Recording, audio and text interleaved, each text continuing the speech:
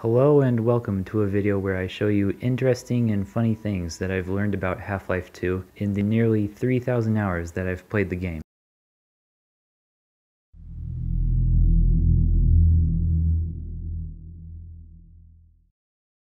At the start of Root Canal, there is a trigger volume that will push you onto the platform next to it to keep you from being crushed between the wall and the train cars. You can only take advantage of this once though. Here's what happens if you try it again.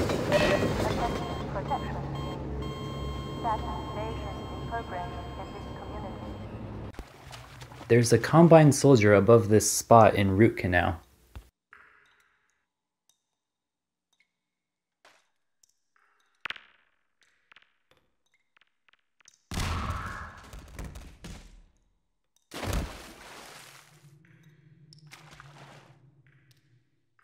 Because the gravity gun and the airboat were never going to be in the game at the same time, Valve never considered what might happen when they interact.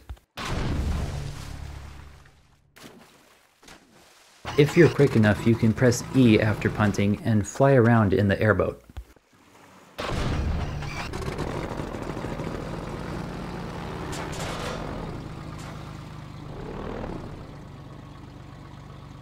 It's possible to see these manhacks in an undeployed state. You simply have to kill this cop before he finishes pushing this button.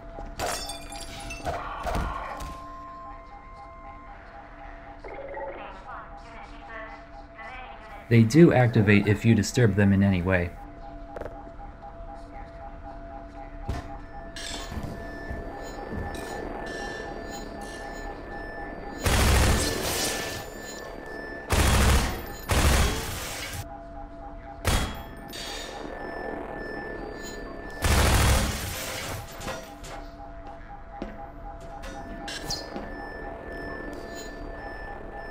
Sometimes, shooting something will move it towards you instead of away.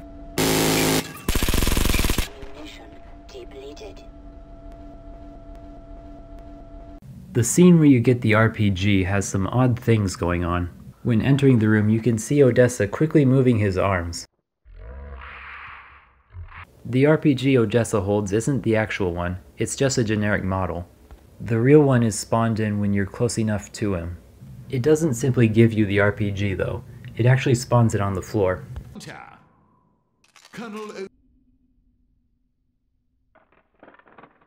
If you're a very specific distance away from Odessa, you can avoid being in the RPG's pickup radius, so you can see it on the floor.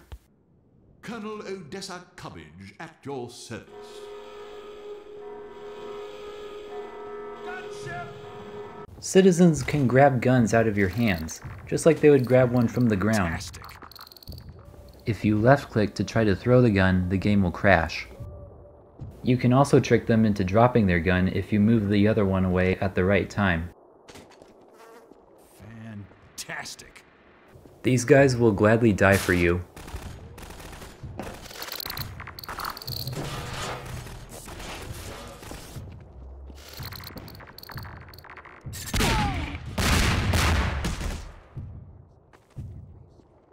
Many weapons have weird quirks when you hold down right-click.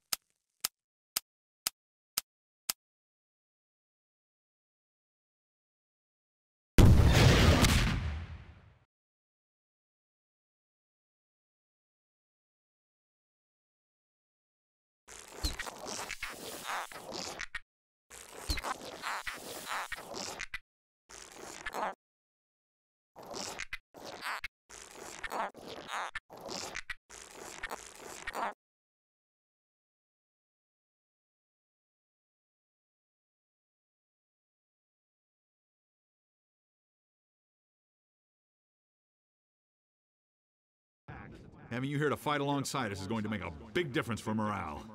This level is supposed to be harder. Crap. Here come the dropships. Dropships have a gun here, which is supposed to turn. Since it doesn't turn, it will only fire when you're directly in its path.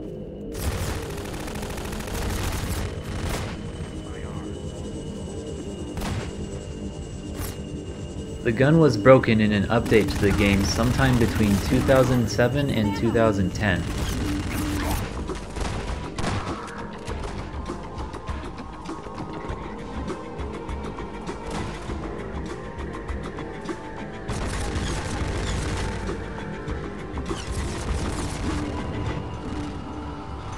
Dropship at the White House.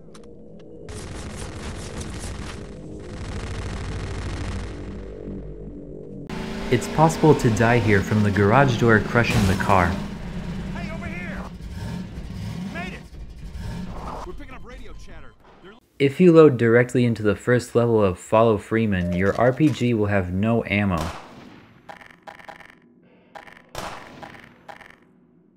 This is to keep you from easily killing the snipers. Loading into the level before gives you no RPG, and loading into the level after gives you a regular one. Many items in the game will change based on what you need most.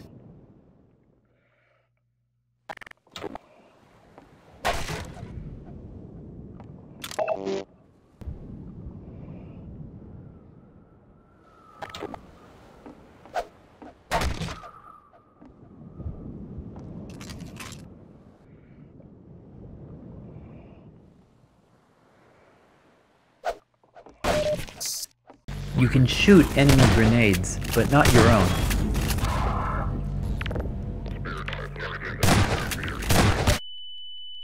Valve knew that this scene with the crane could break if something was put on top of the buggy. If you try to block the crane with something breakable, it will just break it.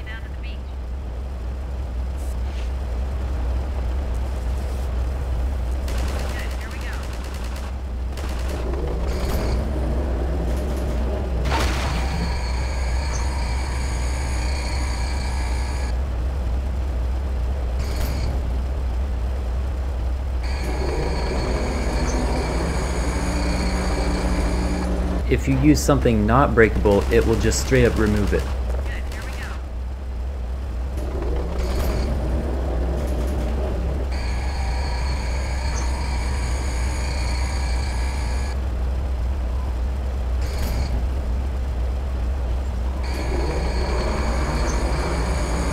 AR2 energy balls will stick to crane magnets. Grenades may stick or go through the magnet.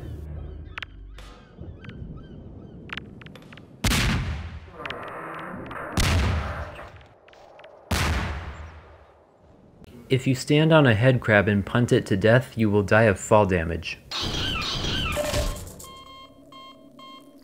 This is because standing on a moving thing makes you move with it. If you set it up right, you can do this sideways. Being bit by a poison head crab temporarily takes you down to 1 health. If you're bit while at full health, this attack deals 99 damage and pushes you back quite a ways. This is odd because any source of damage can be configured to not push you. For example, damage from fire doesn't push you. Most guns can be reloaded faster by first looking at a friendly NPC or going into any cutscene that automatically lowers your weapon. The gun will move up before reloading, and the game thinks this moving up animation is the reload animation. The actual reload animation will play after this, but you can fire during it.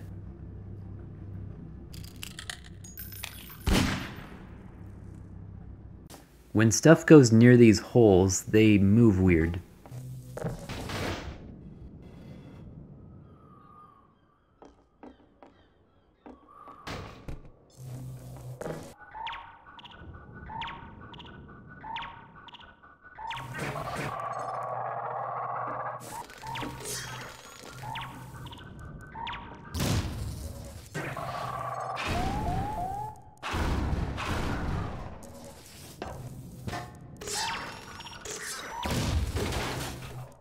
You can also break open these holes before the roller mines spawn. They have 10,000 health, so it takes a long time.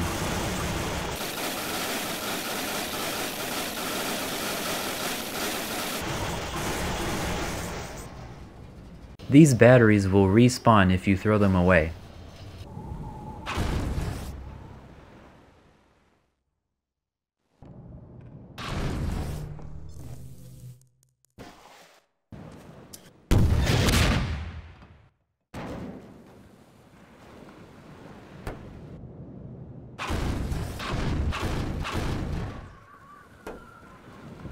This one, though, doesn't come back.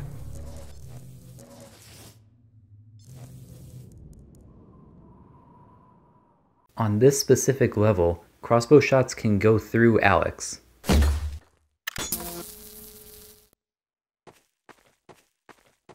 This is to keep her from blocking your shot, since she's close to you for most of the level.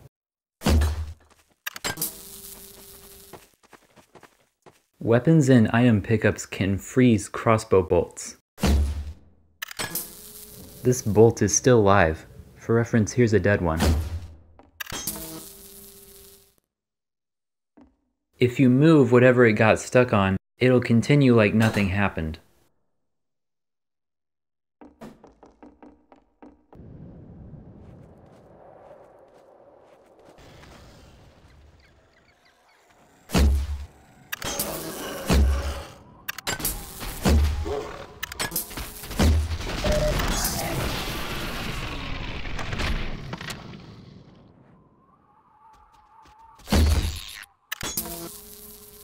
If you hit a wall hard enough, there's a small impact sound.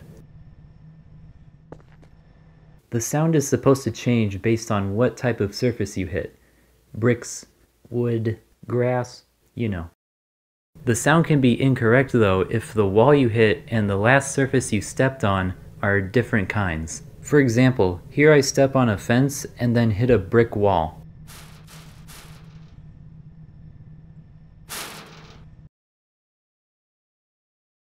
This bug is so obscure that it managed to get into most Source Engine games. Here's me doing it in CSGO. Today's VACT video is a little different. I'll be sharing everything I know about an NPC simply called Blob.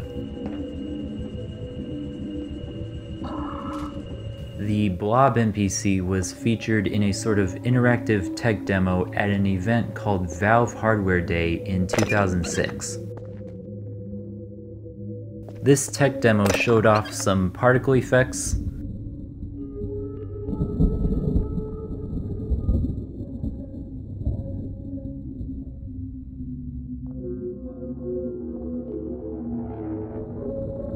the more popular NPC Surface, whose visual code would later be used for the gel in Portal 2,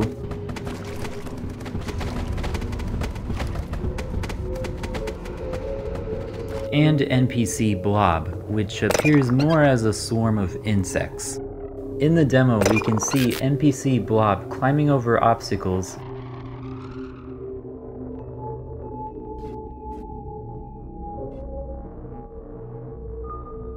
avoiding hazards, forming into a coherent shape, and attacking an enemy. And that's it. That's all the official content for this NPC. But what we weren't supposed to see is actually more interesting. Every Source Engine game comes with at least one text file that has information about every object in the game. This file is used by the level editor to show level designers what they can place in a map. One of the most common things to place in a level are nodes, little markers that tell NPCs about the world around them. Nodes are how an NPC knows how to get somewhere. They can also give NPCs additional context about a level, for example, where to hide from a sniper. In the game data files for Alien Swarm and CSGO, the node object has context options related to the blob. These options imply that the blob originally would have been able to shake, spit, regenerate, and have a brain. These options also have the word EP3 before them. I know people always make weird speculations about this stuff, but I don't know how you can draw a conclusion from this which isn't that the Blob was going to be in Half-Life 2 Episode 3. We know all that, but there's still a lot to say about the Blob's appearance and behavior. What the Blob appears as is a group of models, but I think if it was finished, it would look more like NPC Surface. Using the gel in Portal 2, I made what I think it would look like.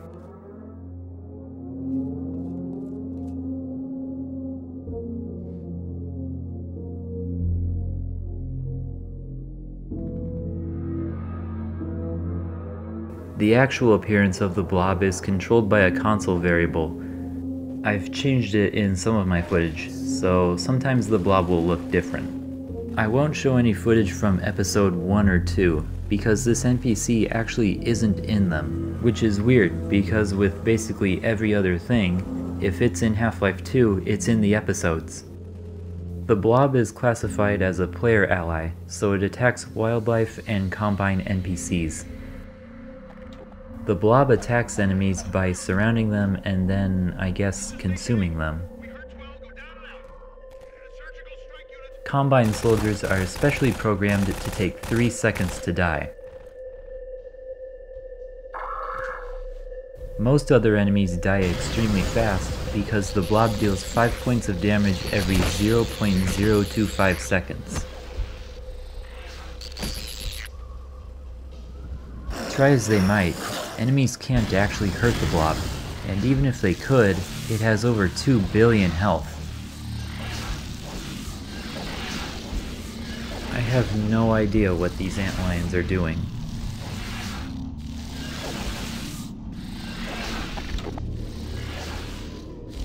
Using console commands, we can see what happens when a Blob does die.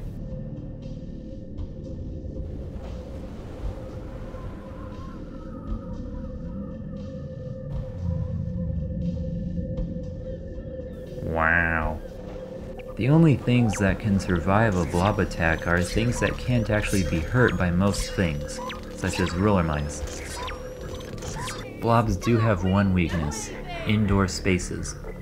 Blobs can climb over walls, but give them a ceiling or a tight corridor and they go completely haywire.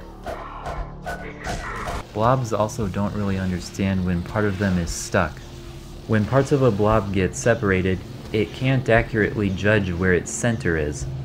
When this center point is wrong, the NPC doesn't know when it's actually at an enemy, so it may never begin to attack it. The bed this woman sits on has an invisible barrier around it, which is internally named "You Suck." It only blocks NPCs. I don't know what this is supposed to do. If you delete it, nothing bad happens. Half-Life 2 physics are obviously not perfectly accurate to the real world, but there are some places where Valve straight up cheated physics in ways for various reasons. I will show many examples. When vehicles are stuck upside down, they're programmed to flip over.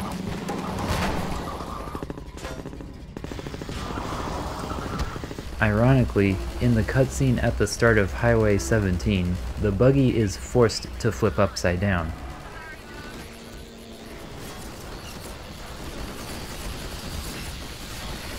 Even though the buggy is clearly upright, I still have to exit and re-enter the vehicle for it to begin working.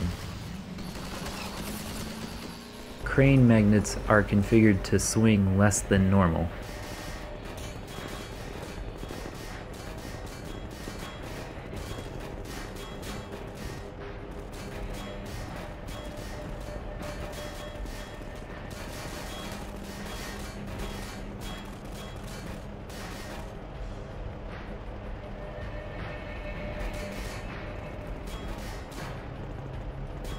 These doors don't actually fall like this.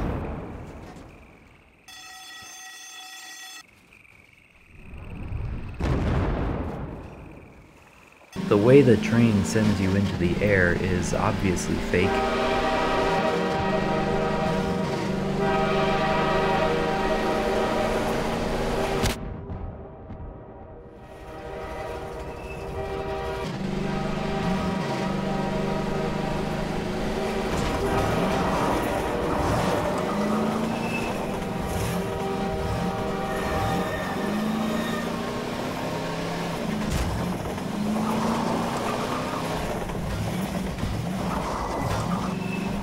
Many times in the game, an NPC's dead body is pushed a certain way for various reasons. Most of the time it's just to look cool. Sometimes in Half-Life 2, things will only activate if you're looking in a certain place. The cops near this dumpster will not spawn as long as you don't look at the place that they come from.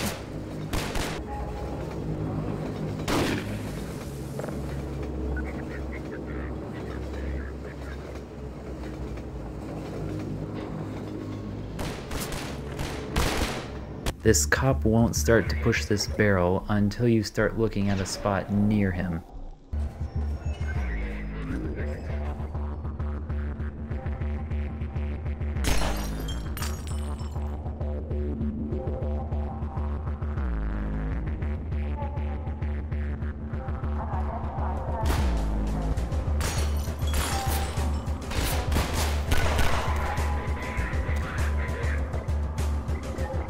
You can even look directly at the cop and he'll never do anything, and the barrel will never light on fire.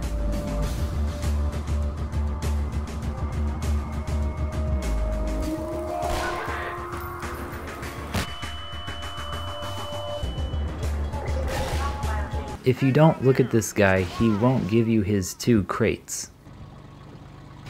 Look out below!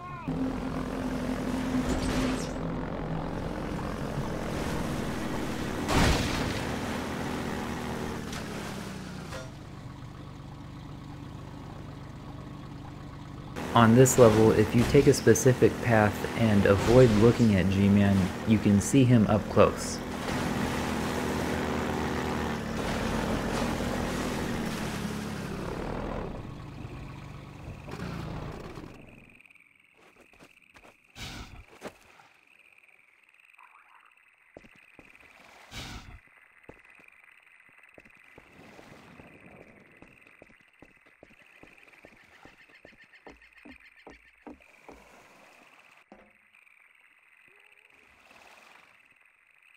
The same is true on this level.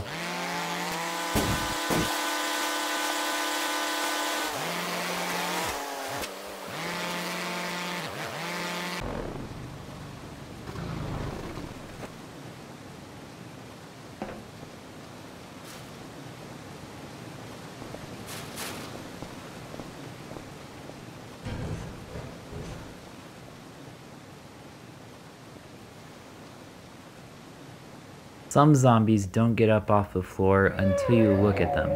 This one is particularly amusing.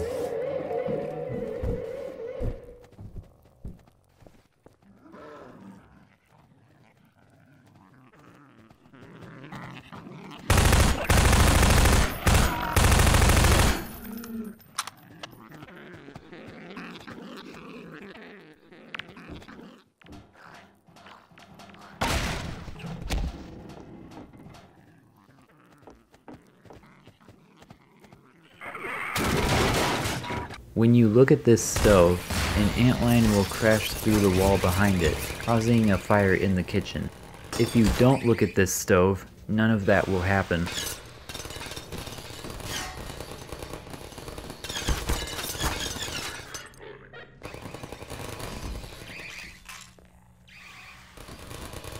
It will also cause 2 turrets to not spawn.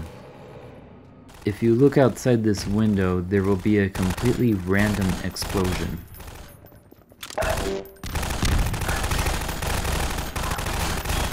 If you kill the snipers trapping Barney without looking at him, you can make him say his lines out of order.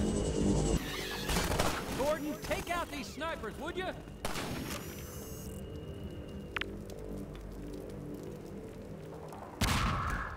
All right, thanks, Gordon.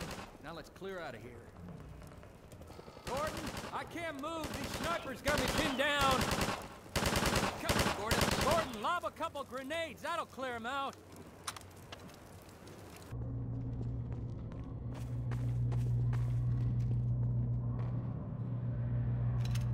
Hey! Let us out! He's here! Let us out! We'll throw in with you! When an antlion can't find a way to get to you, it will burrow into the ground. Funny enough, it'll do this even if the ground is something artificial.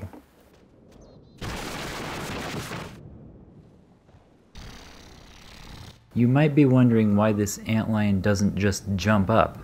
As I said in a previous fact video, NPCs need node markers to know where to go. Since there are no nodes on this roof, they don't know what to do.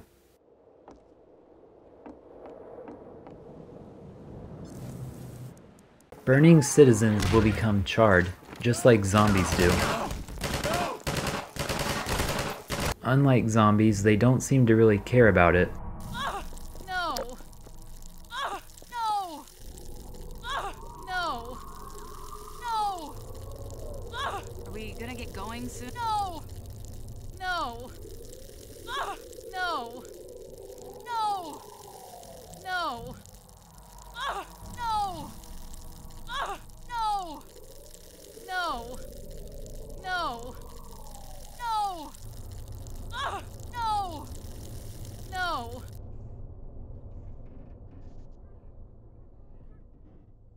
One of my favorite Half-Life 2 bugs is this.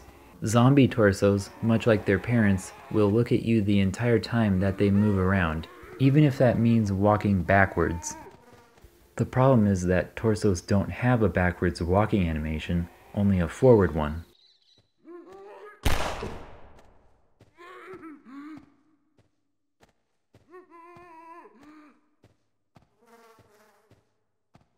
Many weird effects can happen when you load directly into a level and then try to go to the level before that.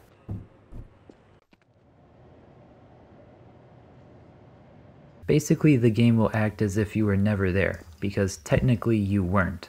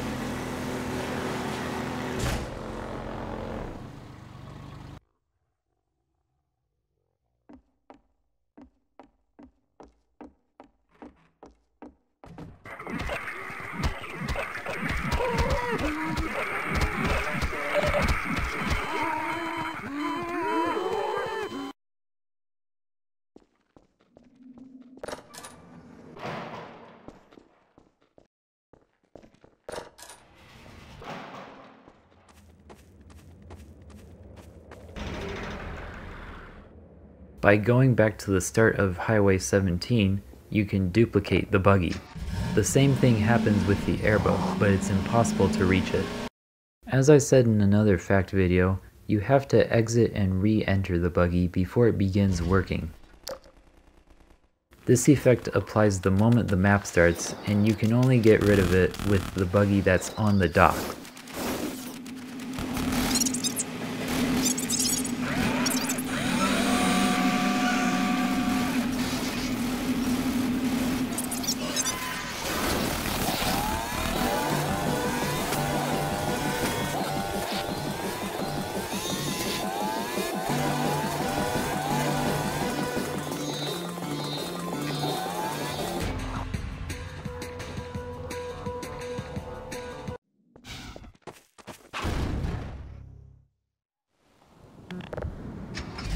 Levels at the start of a chapter will put up invisible walls so that you can't go back.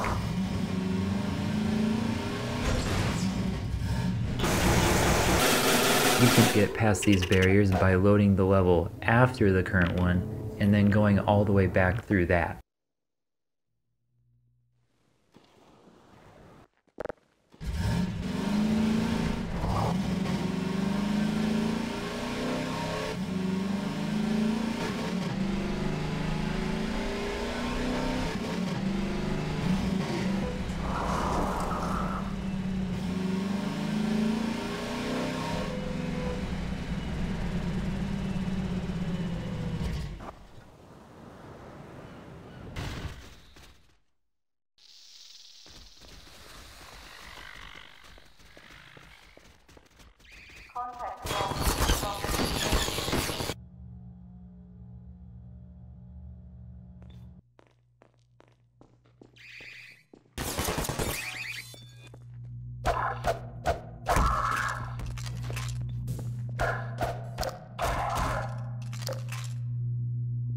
Here it's possible to get 7 rebels in the same place, but only 4 will follow you. Collaboration as if such a term were shameful. I ask you what greater exists than that of collaboration.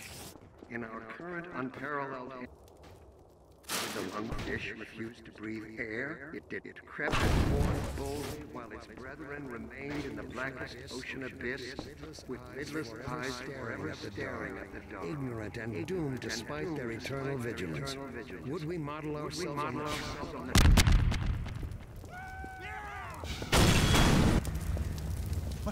Well, Gordon Freeman. And about time, too.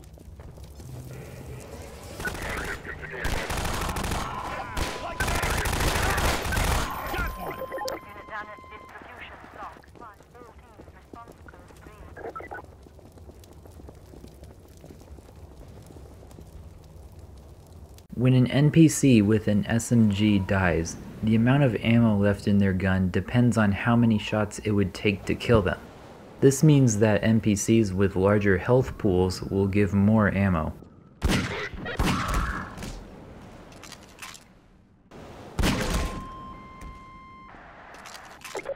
Since your difficulty setting affects damage amounts, SMGs will have less ammo on easy and more ammo on hard.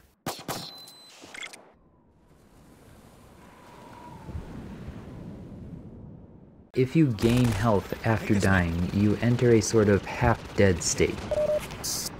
Your view goes back into the air instead of being on the ground. If you hold down a movement key at the moment that you get the health, you can then move around.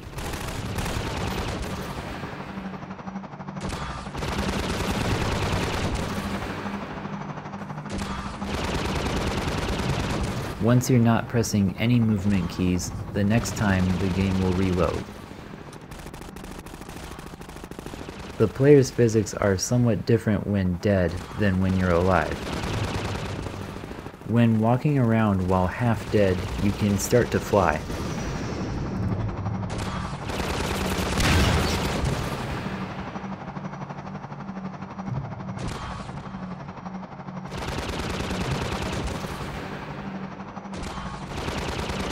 You can get into this state by dying as a medic gives you a health kit, or by getting hit by a poison head crab and dying before the poison heals.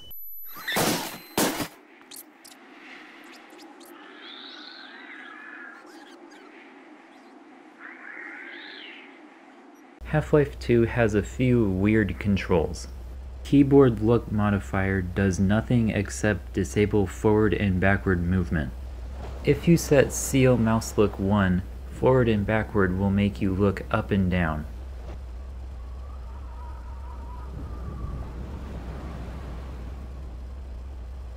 Strafe modifier makes you move by moving your mouse.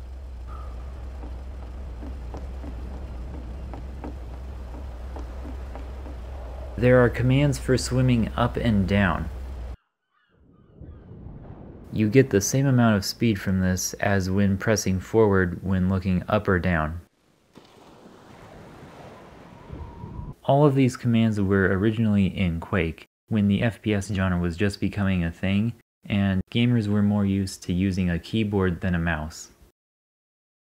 Even if an enemy can see you, they won't shoot until you can get a fair shot on them.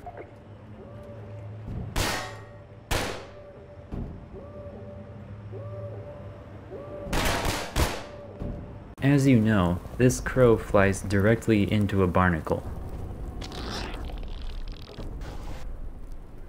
But if you kill the barnacle before it hits, the crow will fly on to freedom.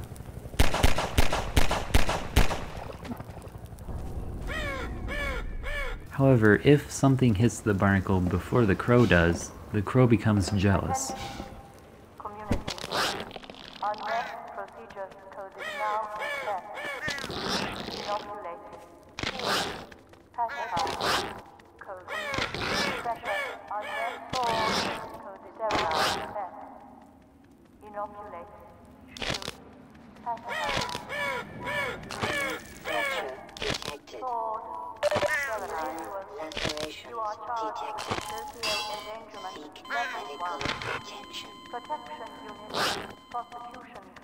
NPCs that die on these stairs will fall into the ground. When you launch an explosive object from the gravity gun, it will always explode on whatever it touches, even if that doesn't make much sense.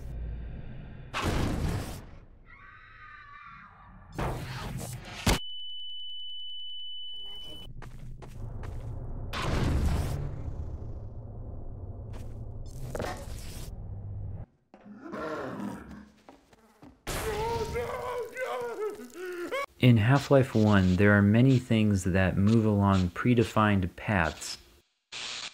Some of these things can be controlled by Gordon.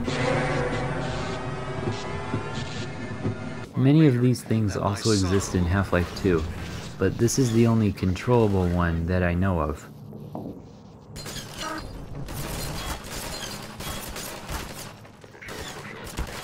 There's a random guy walking around in this menu background.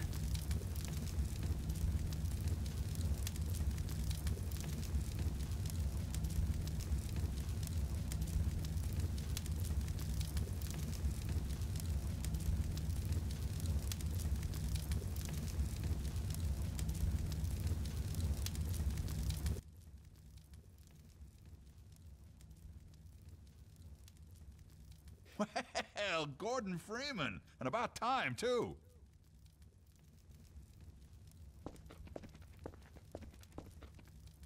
He's not there in the actual map.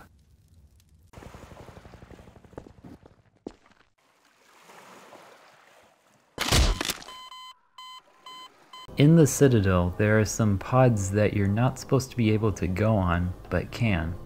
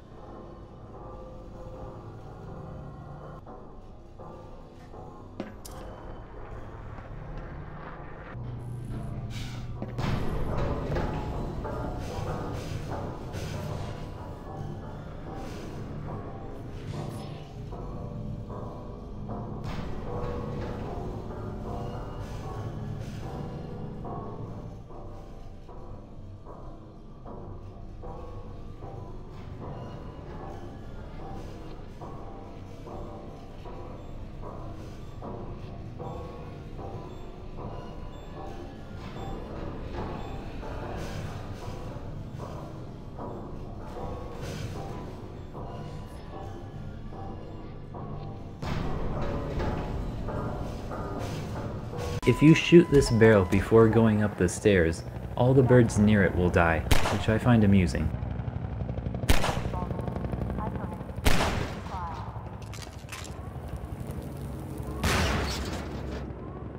The horse statue at the end of Follow Freeman has a dick and balls. Not gonna show it in a YouTube video, but it's a solid 1 out of 10. In a previous fact video, I showed that loading into a specific level would cause your RPG to have no ammo. There are some other levels that have odd things happen when you load directly into them. On one level of Water Hazard, you're spawned inside the hazardous water. Since there's a small delay before you gain control of Gordon, you will always lose at least 7 health. When loading directly into a map, the game gives you a bunch of items and you usually immediately pick them up. However, on some maps, this doesn't always work out and you can miss picking up items. If you load directly into the map that's under the bridge in Highway 17, you'll have no weapons and you'll be on the far side.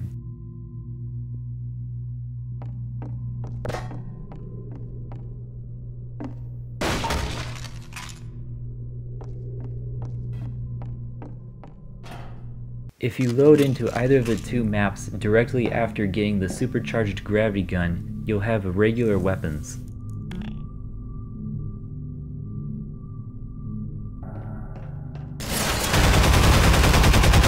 Zombies will drop their grenade if you shoot them in the arm.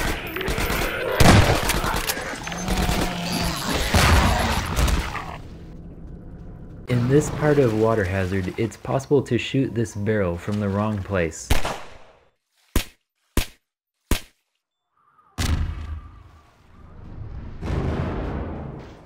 This trick is used to save time in the speedrun category Old Engine Scriptless. Так, посмотрев, я понимаю, что там, ну, не особо много всяких фишечек. Something most people don't know about this though is that you don't have to shoot the barrel. You can actually just break the wood structure itself.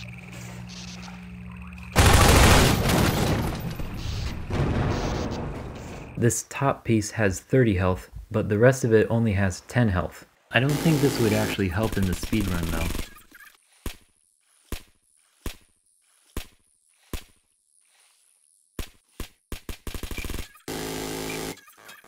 It's possible to get below this bridge directly from above. Major fracture detected. Automatic medical systems engaged.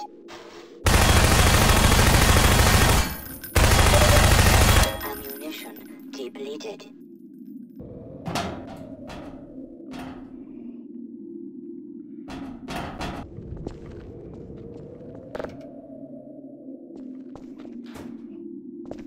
Valve did realize it was possible to do the opposite, going from the below map to the above map.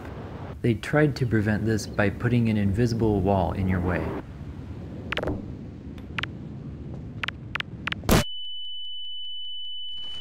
Medical systems engaged.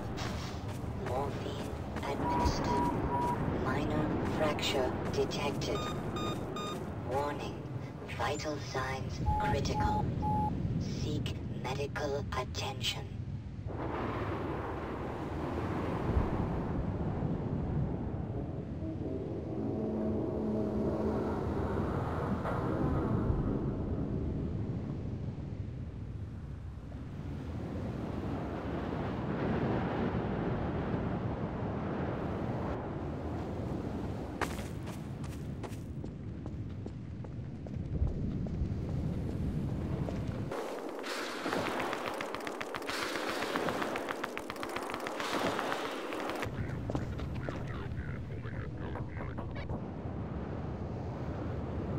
Using cheats, you can turn things into other things. First, look at the thing that you want to change. Then in the console, type ENT_fire, exclamation mark, picker, add output, quote marks, class name, and then the name of the thing that you want to change it to. Now, save and reload the game. With the command I've done, this NPC will now act like Alex. Sorry, Gordon. Watch out! This can break the game a lot.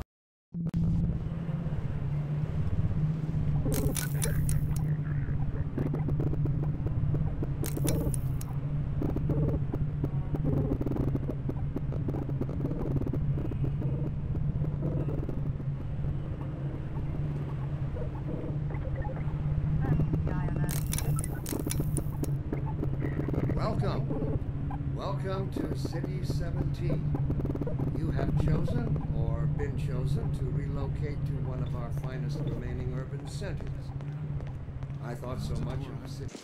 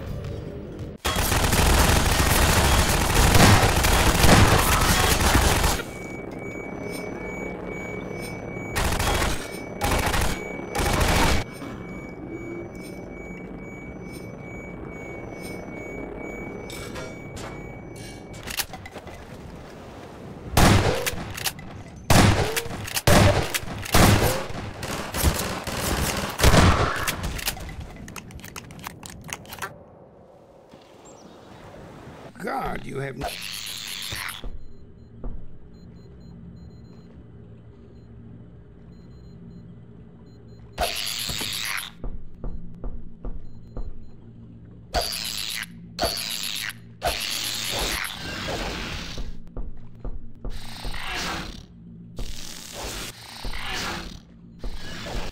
Attention Novus Prospect Internal Containment Team. Deservice all political conscripts in Block A7. Be sure to like the video and subscribe to my channel. It costs you everything and I wish you all the worst. Also, I'm running low on fact videos, so if you have any facts that you want me to see, put them in the comments.